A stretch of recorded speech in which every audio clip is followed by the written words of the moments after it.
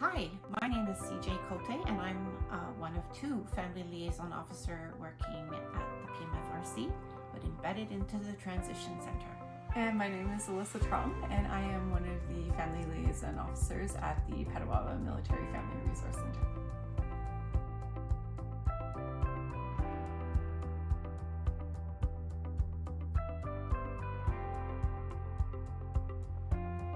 Hi everyone, CJ here and Alyssa, and today we're here to talk to you about a topic that is near and dear to everybody's heart, and it's children, and more specifically the impact that an OSI can have on children.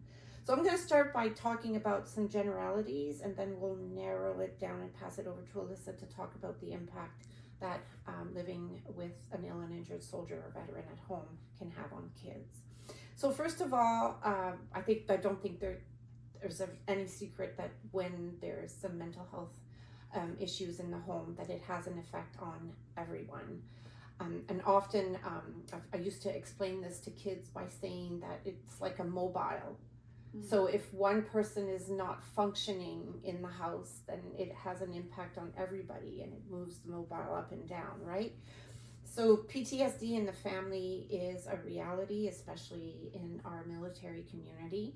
And Veterans Affairs have created an awesome document that covers everything in great detail, and it's usually a document that I give to new families that come to the office, and we'll put the link to that electronic document in the description below for you. So what to do, how do we support the family? Everybody comes to the office with their own journey, and although there are, and I've said this to Alyssa many times, although there are commonalities when a family is living with an ill and injured soldier and veteran, their reality is different. So our philosophy is to always meet the family where they are and to address the issues they walk through our door with on the daily. So one week it may be a financial issue, the following week it may be a domestic issue, the violence issue. We work with what people bring through our door. Does it have an impact on kids? Most definitely, and we will go into that. Most importantly, kids will pick up on the emotions of their parents. And I've worked with kids long enough now in the past decade or so to know that kids may not be able to name the emotion, but they know what the emotion is, and it affects them, and we'll get into that. So how do OSIs affect families? In many different ways. If you've looked at our videos prior to this on how an OSI and PTSD manifests in the home, depending on how many manifestations, the impacts will have fallout on the family, and that means the spouse and the children. So how do you explain an OSI to children? I always say, tell the truth, right? So if daddy or mommy has an operational stress injury, anxiety, depression, even PTSD, explain what that is to the child. And we do have resources that help parents explain that to the children. Pretending like there's nothing wrong when they can pick up on emotions and the dynamics in the family changing. Their responsibility is increasing because there's a member of the family that is not functioning at their best.